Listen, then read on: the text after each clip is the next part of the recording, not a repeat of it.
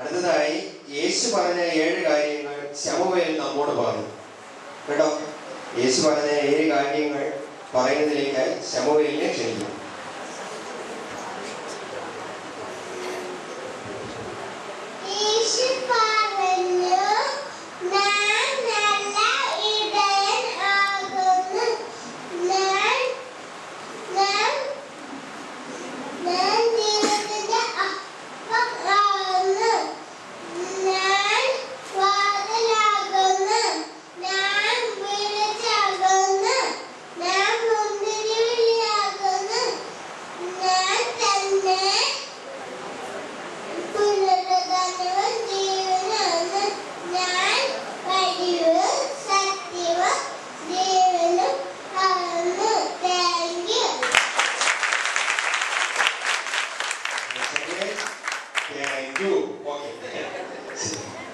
യേശു പറഞ്ഞ 7 കാര്യങ്ങൾ ഈ ചെറുപ്രായത്തിൽ പറയുവാൻ കഴിയുമെന്നുള്ളത് അതൊരു ചെറിയ കാര്യമാണ്.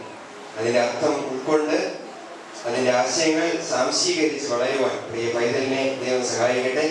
അടുത്തതായിട്ട് കോറിയോഗ്രാഫിയാണ്. നിത്തു ഷെറിനെ അതിനെ ക്ഷണിക്കുന്നു.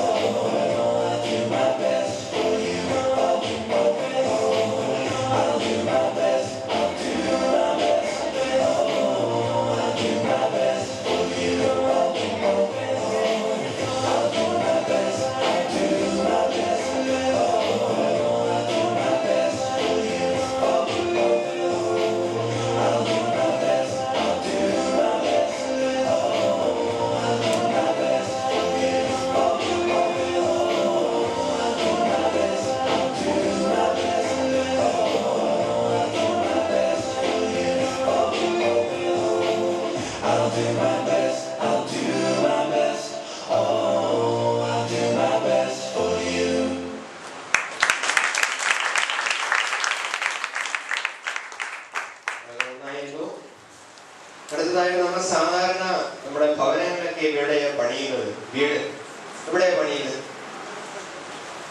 പണിയുന്നത്? ഭൂമിയിൽ, അതായത് തറയിലാണ് അല്ലേ?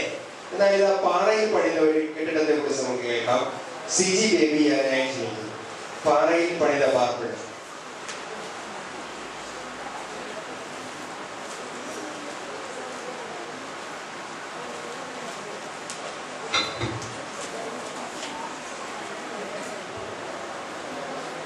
പാറയിൽ പണിത പാർപ്പിടം. സ്വന്തമായ വീട് അതാരുടെ ഒരു സ്വപ്നമാണ്. അതിനുവേണ്ടി മനുഷ്യരാക്കവില്ല. ഒരു മനുഷ്യനായി സർക്കാരിന്റെ സൃഷ്ടിക്കായി വഹിക്കാം. അവൻ കണ്ടു പകരുന്ന ഒരു ലക്ഷം പ്രകൃതി കോപ്പിച്ച ഭൂമി നിറയ്ക്കാൻ പടുതലിടുന്ന അവശേഷമായിരിക്കും എന്നതിൽ സംശയമില്ല. ഞാനേ ശില്പം പറയുന്ന വീട് പണിയുന്നതിൽ പണിയെടുക്കും. സംഗീതം ഉച്ചരിക്കേണ്ടി ഒന്ന്. ഒരു വീട് പണിയുന്നതിൽ എന്നൊരു കർമ്മശം ഉണ്ടെന്നുള്ളതിൽ സംശയമില്ല. ഒരു വീട് പണിയുന്നതിൽ വീട് അതുകൊണ്ട് ഉദ്ദേശിക്കുന്നത് കുറെ കല്ലും മണ്ണും സിമെന്റും ചേർത്തലിന്റെ കെട്ടിടം എന്നുള്ള നിലയിലല്ല. അവിടെ ഒരു കുടുംബമുണ്ട്, ഒരു കൂട്ടായ്മയുണ്ട്, അവർക്ക് രക്തബന്ധമുണ്ട്, അവർക്ക് ശബ്ദങ്ങളുണ്ട്, അതിലായി കുറെ സ്വപ്നങ്ങളുണ്ട്. അവർക്ക് ഒരു ലക്ഷ്യബോധമുണ്ട്. ഇതിന്റെ അടിസ്ഥാനത്തിൽ അവരവരുടെ ജീവിതം പടുത്തുയർത്തുന്നു. കർത്താവിന്റെ വാക്കുകൾ ശ്രദ്ധിക്കുക. എന്റെ വചനങ്ങളിൽ കേട്ട് ചെയ്യുന്നവരൊക്കെ പാറമേൽ വീഴ്പടുന്ന ബുദ്ധിയുള്ള മനുഷ്യനോട് തുല്യനാകുന്നു. വന്മാൻ ചാർന്ന് നദികൾ പൊങ്ങി കാറ്റാ വീടുകൾ അടിച്ചു. അത് പാറമേൽ അടിസ്ഥാനമാക്കിയിരിക്കാൻ വീടില്ല. മത്തായി 7:24-25. ഒരു വീട് പണിയണമെങ്കിൽ സാധാരണത്തിൽ നമുക്ക് തീരുമാനിക്കേണ്ടത് അതിന്റെ അടിസ്ഥാനമിടണമെന്നാണ്. അത് പാറമേൽ അടിസ്ഥാനമിടണമെങ്കിൽ ആ പാറമ കണ്ടെത്തി നോക്കിയാകും. ഇസ്രായേൽ മക്കൾ മരുഭൂമിയിലൂടെ യാത്ര ചെയ്യുമ്പോൾ എത്തതിലേക്ക് പാടും കഴിഞ്ഞു. അവിടെ ജനത്തിന് കുടിക്കാൻ വെള്ളമുണ്ടായിരുന്നു. മോശയുടെ അപേക്ഷ മോശയ്ക്ക് ഒരു പാറ കാണിച്ചു കൊടുത്തു. മോശ പാറമേൽ അടിച്ചു. ജനത്തിന് ധാരാളം വെള്ളം ലഭിച്ചു. പുറപ്പാട് 17:1-7 വരെ.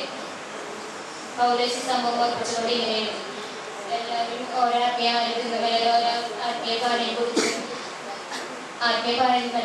ആ പാറ ക്രിസ്തുവായിരുന്നു. 1 കൊരിന്ത്യർ 10:3-4. അടക്കപ്പെട്ട ആ പാറക്കാലൊരുമിൽ കഷ്ണമൊരുമിച്ച് സാക്ഷ്യങ്ങളുടെ കർത്താവായ യേശു ക്രിസ്തുവാണ്. 1 കൊരിന്ത്യർ 3:11. 1 പത്രോസ് 2:4-5. ഭവനം ഒരു വിശ്രമസ്ഥലം കൂടിയാണ്. ദൂരസ്ഥലങ്ങളിൽ യാത്ര ചെയ്ത് മനോരഭവനങ്ങളിലും സ്വന്തം ഹോട്ടൽ മുറികളിലും താമസിച്ചാലും തിരിച്ച് സ്വന്തം ഭവനത്തിൽ വിശ്രമിക്കാൻ ആരും ഇഷ്ടപ്പെടും. സ്വന്തം ഭവനത്തിൽ വിശ്രമിക്കുന്നിടത്തോളം സുഖം വേറെ എവിടുന്ന് നമുക്ക് ലഭിക്കുകയില്ല. ക്ഷീണിച്ച ശരീരത്തിൽ തകർന്ന മനസ്സും വിശ്രമിക്കാവുന്ന ഏക സന്ദേശമാണ് സ്വന്തം ഭവനം. കർത്താവ് തന്റെ പരിശുദ്ധ ശുശ്രൂഷയും തന്റെ ശിഷ്യന്മാർക്ക് ഒരു വിശ്രമസ്ഥലം ചൂണ്ടിക്കാണിച്ചു കൊടുത്തു. അധ്വാനിക്കുന്നതും ഭാര്യ ചുമക്കുന്നതുമായുള്ളവരെ എന്റെ അടുക്കൽ വരും, ഞാൻ നിങ്ങളെ ആശ്വസിക്കാം. Thank you. അടുത്തതായി ഒരു മൈമാണ്. മൈം അവതരിപ്പിക്കുന്നത് ശാലിനി ആൻഡ് പാർട്ടി.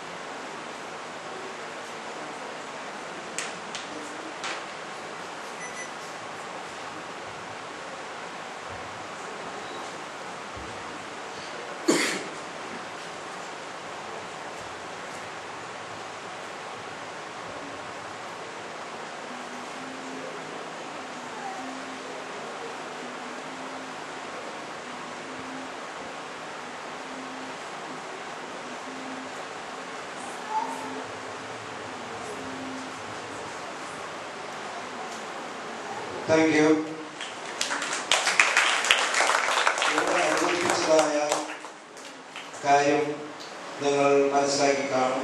4 വ്യത്യസ്ത മുഖങ്ങളുള്ള ആൾക്കാർ കടന്നു വന്ന് അവിടെ ഇരുന്ന കുഞ്ഞിനെ, ആ കുഞ്ഞെ അവതരിപ്പിക്കുന്ന സ്നേഹത്തെയും സന്തോഷത്തെയും ദുഃഖത്തിൻ്റെയും ദേഷ്യത്തെയും ഒരുപോലെ അഭിനയിക്കുകയാണ്.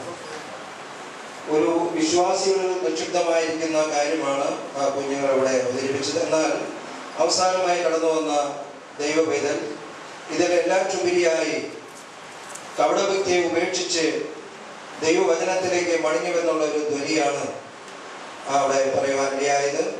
മത്തായി സുവിശേഷം പ്രകാരം പറയുന്നു, ഈ ജനം മധുരം കൊണ്ട് എന്നെ ബഹുമാനിക്കുന്നുവെങ്കിലും അവരുടെ ഹൃദയം എന്നെ വിട്ട് അകന്നിരിക്കുന്നു. കപടഭക്തിക്കാരായ ശാസ്ത്രിമാരും പരീക്ഷമാരുമായുള്ളവയെ നിങ്ങൾക്ക് ആ കഷ്ടം. ലൂക്കോസ് പറയുന്നു, കപടഭക്തിക്കാരെ മുമ്പേ സ്വന്തം കണ്ണിലെ കോലെടുത്ത് കളയുക. തീത്തോസ് പറയുന്നു, അവർ ദൈവത്തെ അറിഞ്ഞുവെങ്കിലും പ്രവൃത്തികളാൽ എന്നെ നിഷേധിക്കുന്നു. Thank you.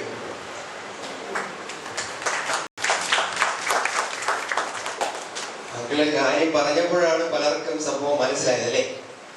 എന്തായാലും കപടഭക്തി നമ്മുടെ ദൈവം വളരെ വെറുക്കുന്ന ഒരു സ്വഭാവമാണ് കപടഭക്തി. പരീശന്മാരുടെ ഒരു പ്രധാന വിഷയമാണ് ഈ കപടഭക്തി എന്ന് പറയുന്നത്. എന്നാൽ ഒരു ദൈവ പൈതലിനെ സംബന്ധിച്ചിടത്തോളം ദൈവം ആഗ്രഹിക്കുന്നത് നമ്മൾ കപടഭക്തിക്കാരായി തീരുവാൻ പാടുള്ളവരല്ല. അങ്ങനെയുള്ള ഒരു നല്ലൊരു ആശയം ഉൾക്കൊള്ളുന്ന ഒരു പ്രോഗ്രാമാണ് ഇപ്പോൾ കഴിഞ്ഞത്. കുഞ്ഞുങ്ങളെ ദൈവം സഹായിക്കും.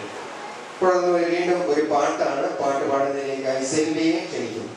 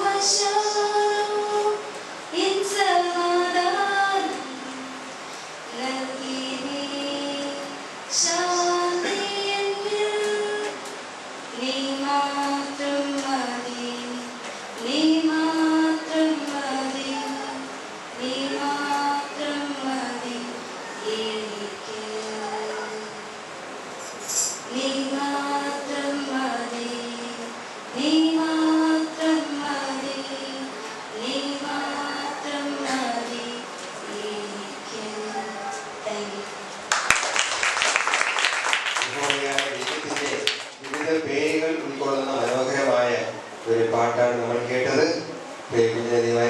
ആ പുറകിൽ നിൽക്കുന്ന കുഞ്ഞുങ്ങൾക്ക് ഇരിക്കുവാൻ ഇതിനിടയിൽ കസേരകൾ ഒഴിഞ്ഞു കിടപ്പുണ്ട്. അവിടെ കടന്നു വന്നിരുന്ന് പ്രോഗ്രാമുകളിൽ സഹകരിക്കണമെന്നുള്ള കാര്യം ഓർപ്പിക്കുന്നു. പ്രോഗ്രാമുകൾ തുടരാം. അടുത്തതായി ഞാൻ ചെയ്യേണ്ടത് ചെയ്തിരുന്നുവെങ്കിൽ എന്താണ് ചെയ്യേണ്ടതെന്ന് അറിയത്തില്ല, അത് പറഞ്ഞു തരുവാനായിട്ട് റിംസനെ ക്ഷണിക്കുന്നു. റിംസൺ പോൾ, ഞാൻ ചെയ്യേണ്ടത് ചെയ്തിരുന്നുവെങ്കിൽ.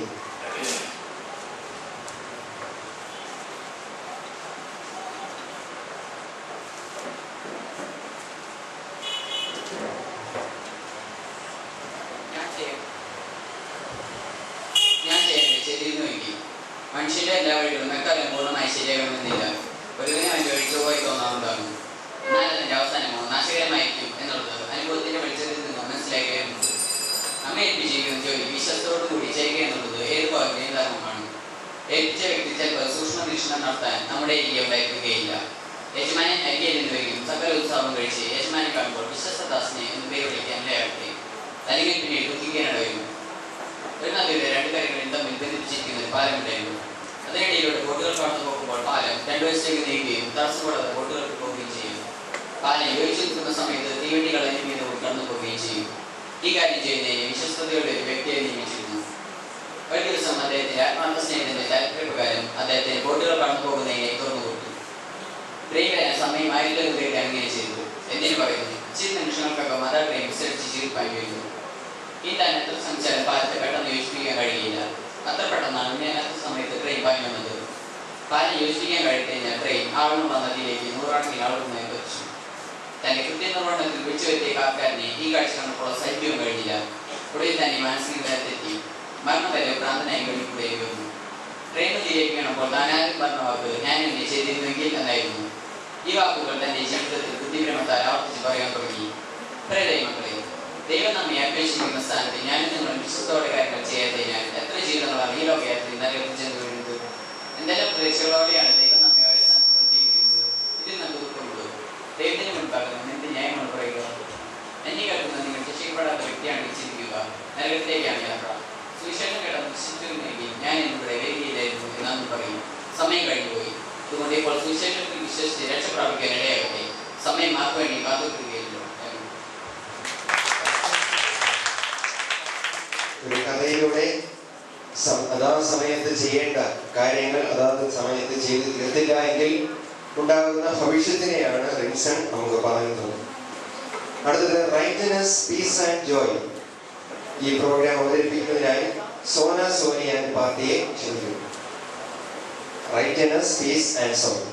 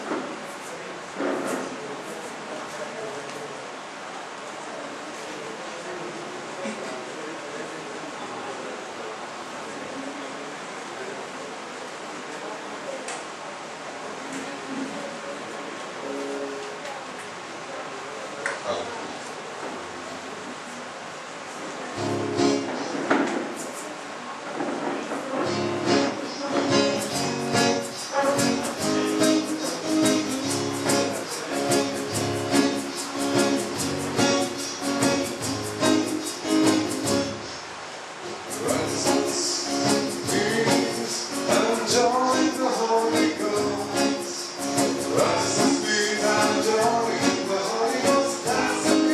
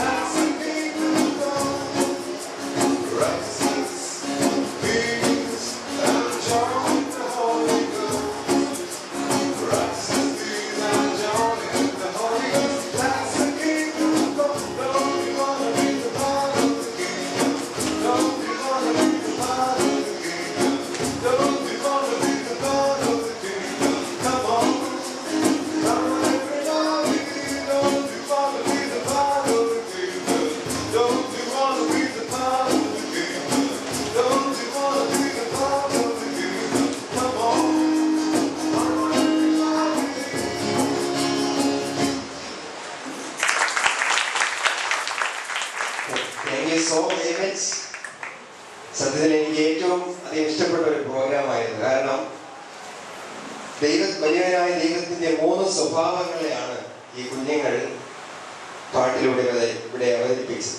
Rightness, piece and joy. ഈ 3 സ്വഭാവങ്ങൾ ഒരു മനുഷ്യന്റെ ജീവിതത്തിൽ ഉണ്ടെങ്കിൽ അവൻ കൃതാർത്ഥനായി.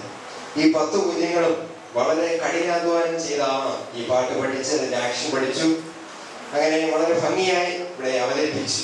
ഈ കുഞ്ഞു ഹൃദയത്തിൽ ഈ നല്ല വിത്താകുന്ന ഈ കർത്താവിന്റെ സ്വഭാവം അവരുടെ ഹൃദയത്തിൽ മുളച്ച് വലുതായി വരുമ്പോൾ ആ സ്വഭാവത്തിനനുസൃതമായി ജീവിക്കുവാൻ ഈ ചെറുപ്പത്തിലെ ദൈവം അവരെ സഹായിക്കട്ടെ. വളരെ നന്നായി. സോനയ്ക്കും പാർട്ടിക്കും പ്രത്യേക നന്ദി അറിയിക്കും. അടുത്ത് വീണ്ടും ഗോഡ് ചൂസസ് ഡേവിഡ് ആ പ്രോഗ്രാം അവതരിപ്പിക്കുന്നതിനായി അക്സ പോളിനെ ക്ഷണിക്കുന്നു.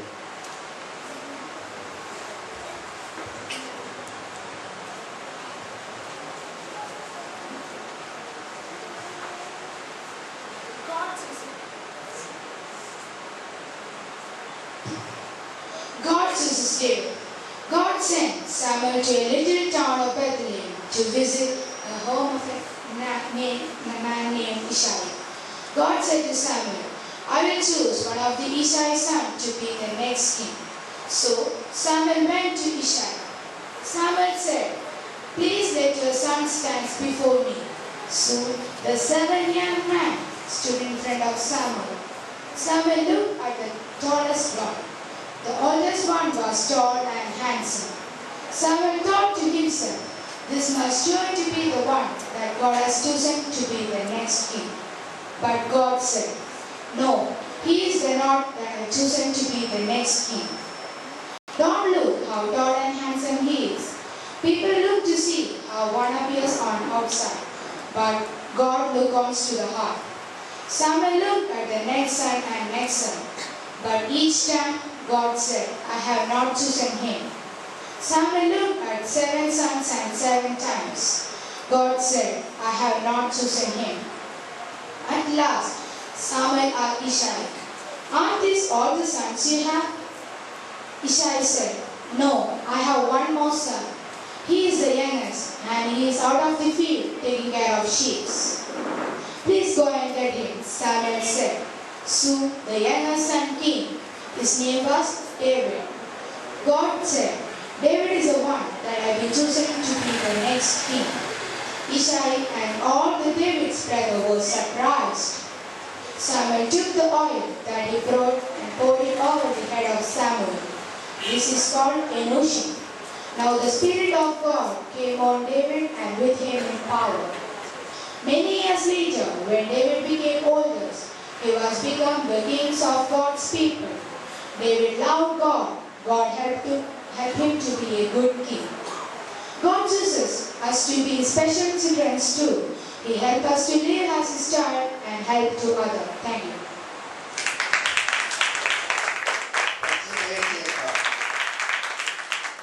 വളരെ മനോഹരമായ ഒരു കഥയാണ്. ഈ കഥയിൽ നിന്ന് ഞാനൊരു ചോദ്യം ചോദിക്കട്ടെ, ശ്രദ്ധിച്ചോ. ദാവീദ് ഇശായിയുടെ എത്രാമത്തെ മകനായിരുന്നു? എത്രാമത്തെ? എങ്കിൽ അടുത്ത രാജാവായി തിരഞ്ഞെടുത്തത് ആരെയായിരുന്നു?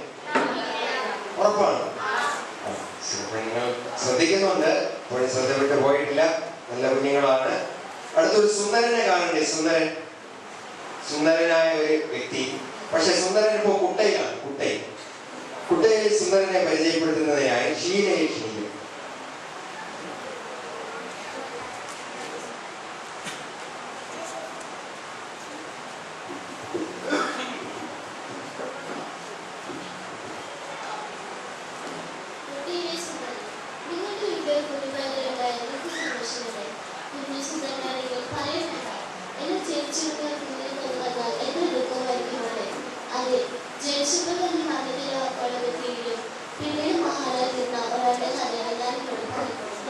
വളരെ വർഷങ്ങൾക്ക് മുമ്പ് ഇസ്രയേലിൽ കൃഷ്ണ രാജാവുണ്ടായിരുന്നു. അടിമകളെ ഇസ്രയേലിന്റെ സന്നിധി നാളുകൾക്ക് ശേഷം തന്നെ രാജ്യം കൈവശപ്പെടുത്തുമെന്ന് ഭയപ്പെട്ടു. അതോടെ ഇസ്രയേലിൽ ജീവിക്കുന്ന എല്ലാ യഹൂദികളെയും കൊന്നുകളയാൻ കൽപ്പന പുറപ്പെടുവിച്ചു. അവിടെ ഇരിക്കുമ്പോഴാണ് ഈ കുഞ്ഞ് ജനിക്കുന്നത്.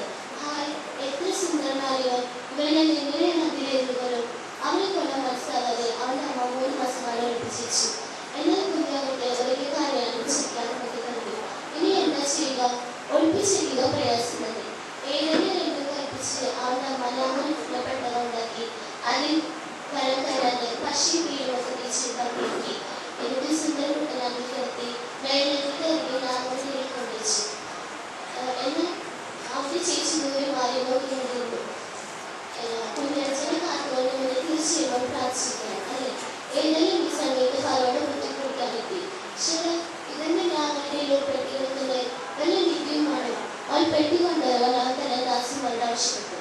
പെട്ടികൊണ്ടു നോക്കി അവൻ ഞെട്ടിപ്പോയി. എന്ത്, ഇത്ര സുന്ദരമായ പൈതൽ ആരുടെ പെട്ടിയിൽ ഉദ്ദേശിച്ചത്? തീർച്ചയായും ഞങ്ങളുടെ പൈതൽ തന്നെയാണ്. എന്നാൽ കുഞ്ഞു ഒരുങ്ങി കരയാൻ തുടങ്ങി. രാജകുമാരിക്ക് അവനോട് ധൈര്യം തോന്നി. ഇതെല്ലാം കണ്ടുകൊണ്ടിരുന്ന ചേച്ചി ഒന്നും അറിയാപ്പാടെ രാജകുമാരിയുടെ കാര്യങ്ങൾ ചോദിച്ചു. രാജകുമാരി നടന്നതെല്ലാം അവളോട് പറഞ്ഞു. എന്നിട്ട് പൈതലിന് പാലെടുക്കാൻ ആരെങ്കിലും കിട്ടുമോ എന്ന് തിരക്കി. തേടിയ വഴിയിൽ കാലം ചുറ്റിയതുപോലെ അവൾ സ്ത്രീ വിളിച്ചു വരട്ടെ എന്ന് ചോദിച്ചു. അവനെ വിളിയാൻ ചേച്ചി ചെന്ന് അവന്റെ അമ്മയെ തന്നെ വിളിച്ചുകൊണ്ടിരുന്നു. രാജകുമാരി പൈതലിന് അവന്റെ അമ്മയുടെ കുരിശ് കൊടുത്തു പറഞ്ഞു, ഇവനെ കൊണ്ടുപോയി പാല് കൊടുത്ത് വളർത്തണം. നിനക്ക് അതിനുള്ള ശമ്പളം ഞാൻ തന്നോളാം. നോക്കൂ, ദൈവം നോക്കുന്ന ഓരോ വഴികൾ തന്റെ മകന് ജീവനോട് ലഭിച്ചത് മാത്രമല്ല, അവൾ നോക്കുന്നത് ശമ്പളം ലഭിച്ചു. അങ്ങനെ അവളുടെ അമ്മ വീട്ടിൽ കൊണ്ടുപോയി 18 സമയം വരെ വളർത്തി. സമയമായപ്പോൾ തിരികെ രാജകുമാരി ഏൽപ്പിച്ചു. രാജകുമാരിക്ക് അവനെ കണ്ടപ്പോൾ വളരെയധികം സന്തോഷമായി. സന്തോഷത്തിൽ മതിമറന്നു. Thank you.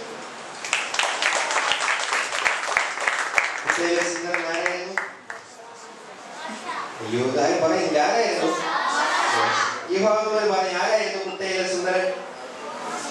മോശ. ഓക്കെ, ശ്രദ്ധിച്ചു. നല്ലൊരു കഥയാണ് നമ്മൾ കേട്ടത്. അടുത്ത് heaven is in my heart, joy land party അത് അവതരിപ്പിക്കുന്നതിലേക്ക് വേണ്ടി ക്ഷണിക്കുന്നു. Heaven is in my heart.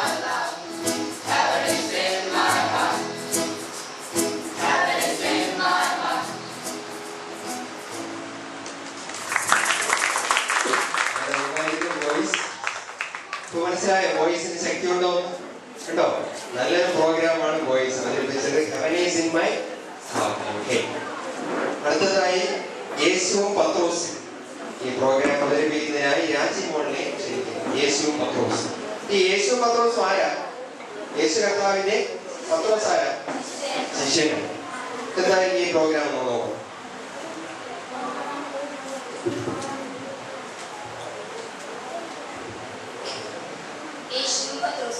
നമ്മുടെ വീടുകളിൽ നാം സദ്യക്കാരിൽ ചിലപ്പോഴൊക്കെ സദ്യക്ക് പോകാറുണ്ട്. എന്നാൽ സദ്യയിലെ വിഭവങ്ങൾ എന്തെല്ലാമാണ്?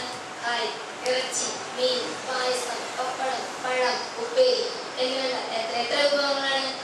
എന്നാൽ 2000 വർഷങ്ങൾക്ക് മുമ്പ് മീൻ പിടിക്കാൻ പോയ കഥ കേൾക്കണ്ടേ? ഒരിക്കൽ യേശു ഗന്നേസരത്ത് തടാകത്തിലെ കരയിൽ നിൽക്കുമ്പോൾ ധാരാളം ആളുകൾ വചനം കേൾക്കാൻ അവനെ ചുറ്റും എത്തിക്കുന്നു.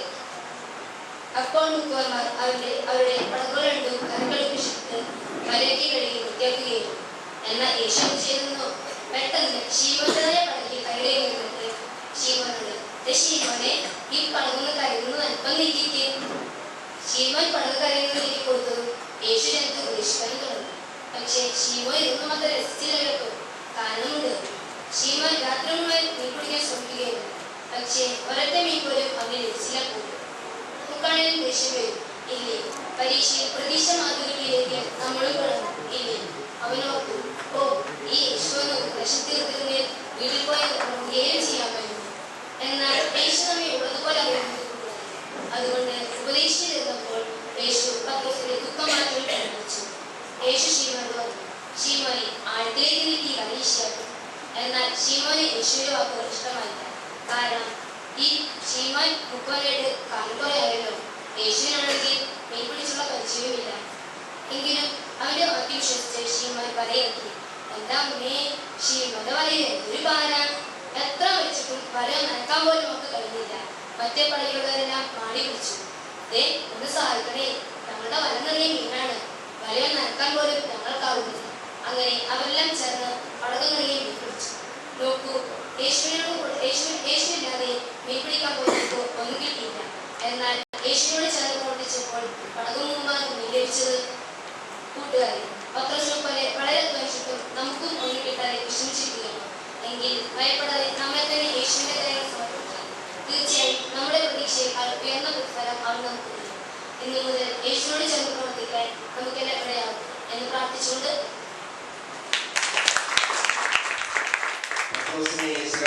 സ്വീകരിക്കുന്ന സംഭവമാണ് നാം ഇവിടെ കേട്ടത്. ഞാൻ ആദ്യമേ പറഞ്ഞ എല്ലാവരും വളരെ ശ്രദ്ധയോടെ ഇരിക്കണം, പിന്നെ ശാന്തരായിരിക്കണമെന്ന്. എന്താണെന്ന് അറിയാമോ? എന്താണ്? നിങ്ങളെ ഇപ്പോൾ ലോകത്തിലുള്ള സകല രാജ്യങ്ങളിലുമുള്ള ആൾക്കാർ കണ്ടുകൊണ്ടിരിക്കുകയും നിങ്ങൾ എവിടെയാണ് ഇരിക്കുന്നതെങ്കിൽ നിങ്ങൾ ശ്രദ്ധിച്ചോ? അത് ശ്രദ്ധിച്ചോ? അതുകൊണ്ട് ആരെങ്കിലും അലക്ഷ്യരായോ പിന്നെ വർത്തമാനം പറഞ്ഞുകൊണ്ടൊക്കെ ഇരിക്കുകയാണെങ്കിൽ ആളുകൾ കരുതും, അയ്യേ, നെല്ലിക്കുന്നിലുള്ള സൺഡേ സ്കൂൾ കുഞ്ഞുങ്ങളൊക്കെ മോശമാണ്, അത് വരുത്തരുത്. അതുകൊണ്ട് എല്ലാവരും വളരെ ശ്രദ്ധയോടെ ഇരിക്കണം. പ്രോഗ്രാമുകൾ വളരെയധികം ഇനിയും നടക്കേണ്ടതായിട്ടുണ്ട്. എല്ലാവരും ശ്രദ്ധയോടെ ഇരിക്കുക. പ്രോഗ്രാമുകൾ കഴിയുമ്പോൾ എല്ലാവരും അവരെ അനുമോദിച്ചുകൊണ്ട് കൈയടിക്കാൻ മറക്കരുത്. തുടർന്ന് നമുക്ക് അടുത്ത പ്രോഗ്രാമിലേക്ക് കടക്കാം.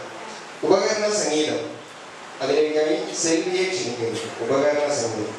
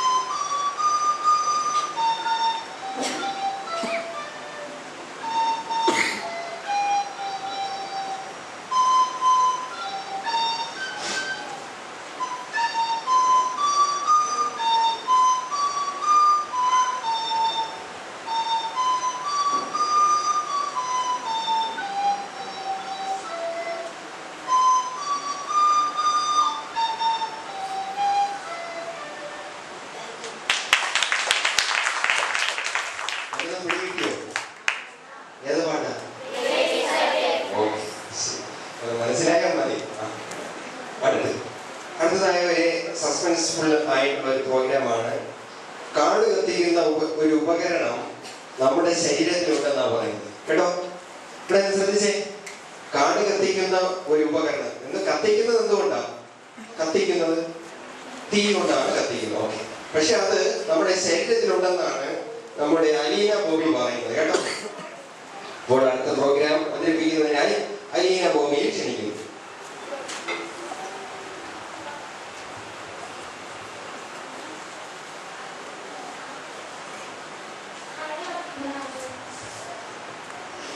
കാട് കത്തിക്കുന്ന മനുഷ്യനും മനുഷ്യരീതിയിൽ അനേകം അവയവങ്ങളുണ്ട്. അവയെല്ലാം മനുഷ്യ ജീവിതയാത്ര അവസാനിക്കുന്നവരെ യോഗ്യമായ മാന്യമായും നല്ല രീതിയിൽ പ്രയോജനപ്പെടുത്താൻ വേണ്ടി നൽകിയിട്ടുള്ളതാണ്. എന്നാൽ ചില സമയങ്ങളിൽ നിയന്ത്രിക്കാൻ കഴിഞ്ഞു വരികയില്ല. കണ്ണ്, കാത്, നാവ് മുതലായവ ഒരു പരിധിവരെ നിയന്ത്രിക്കാൻ കഴിയും. ചില സമയങ്ങളിൽ നിയന്ത്രിക്കാൻ കഴിഞ്ഞു വരികയില്ല. സാഹചര്യങ്ങൾ തിരിച്ച് വിപരീതമായി തീർന്നാൽ നിയന്ത്രിക്കാൻ പ്രയാസമാണ്. ഈ അവയവങ്ങളിൽ ഏറ്റവും അപകടകാരിയാണ് 32 കാൽപ്പെടുന്നവരായ പലർക്കിടയിൽ വളരെ ഭദ്രമായി സൂക്ഷിക്കപ്പെടുന്നതാവും. മാംസമായ ഈ അവയവം കൊണ്ട് വളരെ ദോഷകരമായ പ്രവർത്തനങ്ങൾ ഏർപ്പെടാൻ കഴിയും.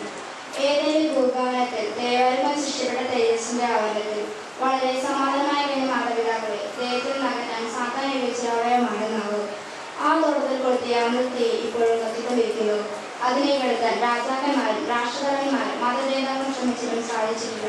ഈ അടുത്ത കാലത്തൊന്നും കെടുത്താൻ കഴിയുകയുമില്ല. നാവ് ചെറിയ അവയവമെങ്കിലും കാട് കത്തിക്കാൻ കഴിയുന്ന യാക്കോബ് അപ്പോസ്തലൻ തന്റെ ലേഖനത്തിൽ പറയുന്നു. ഏറ്റവും ചെറിയക്ക് വളരെ ദോഷം ചെയ്യാനുള്ള കഴിവുണ്ട്. 1 ഇഞ്ച് വ്യാസമുള്ള സ്ഥലത്തിൽ 8000 മടങ്ങ് വലുപ്പമുള്ള ബിന്ദു കൊണ്ടുപോകാൻ സാധാരണക്കാരന് കഴിയും. എന്നാൽ ഇന്നറിയപ്പെടുന്ന 14 മടങ്ങ് വലുപ്പമുള്ളതാണത്. ഇത് ഈ ഇനത്തിൽപ്പെട്ട അണുക്കൾ 500 തരത്തിലുള്ള പകർച്ചവ്യാധികൾ ഉളവാക്കുന്നു. ഇത് പലതും മരണഫലങ്ങൾ ഉളവാക്കുന്നതും മരണകാരണമായതുമാണ്.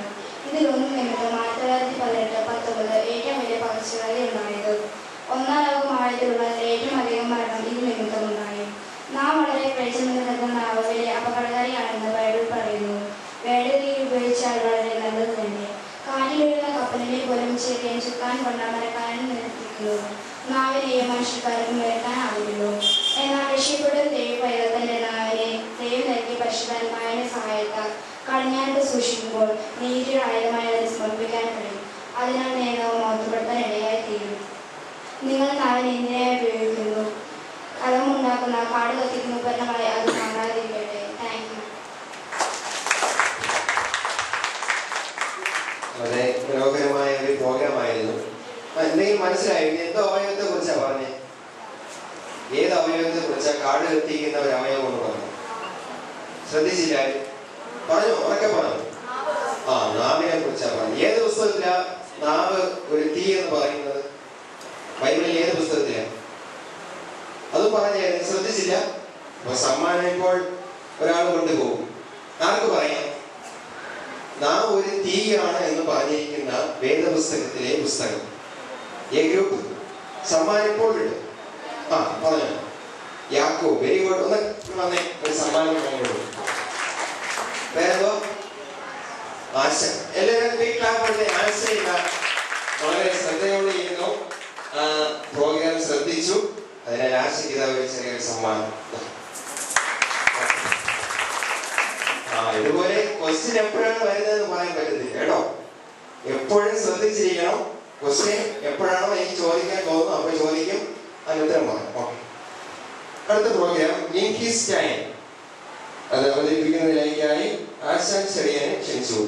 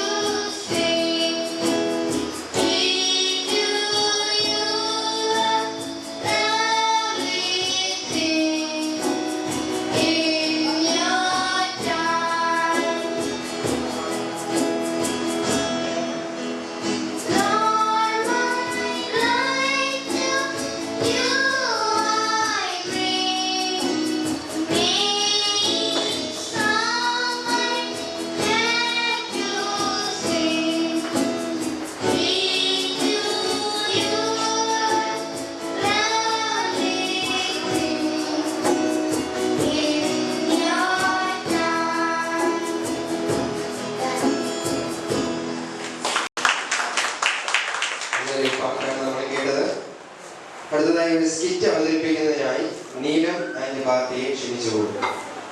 സ്കിറ്റ്.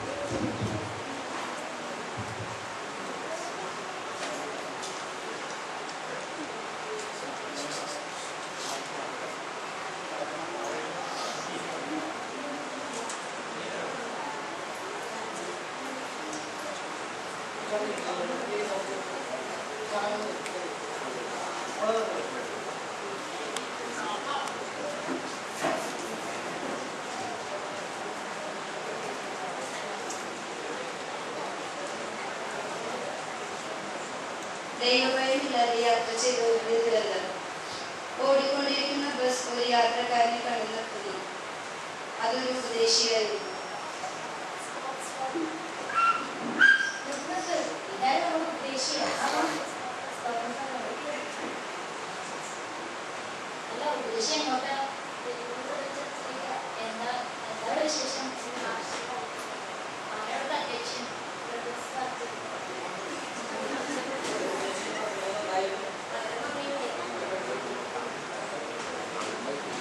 ബസ് അടുത്ത സ്റ്റോപ്പിൽ നിർത്തുന്നു. രണ്ടുപേർ ഓടി വരുന്നു.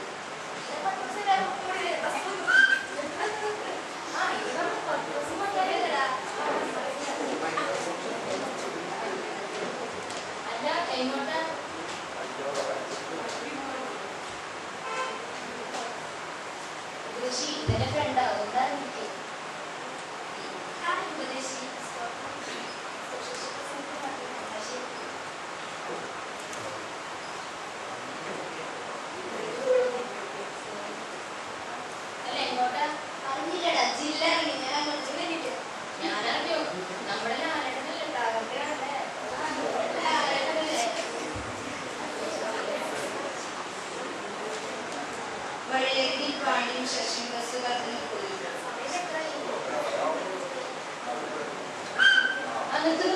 ഇതായിരുന്നു നമ്മുടെ പാണ്ടിയോ?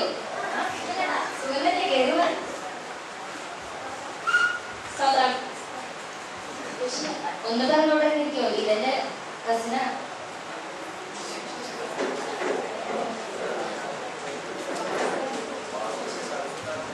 നീ ഇപ്പോൾ ഇവിടെ തുടങ്ങിയോടാ? എന്താ ചെയ്യാ? കേൾവന്നില്ലേ? അല്ല, ഇത് നിന്റെ ആരാ? ആ മറന്നുപോയി. എന്റെ കൂട്ടുകാരൻ ശശിയ.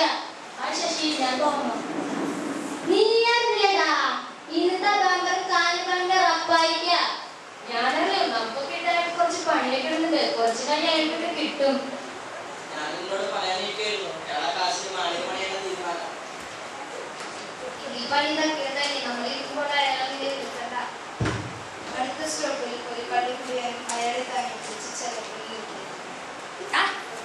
എന്റെ തല നടക്കും പറ്റില്ല. ഈ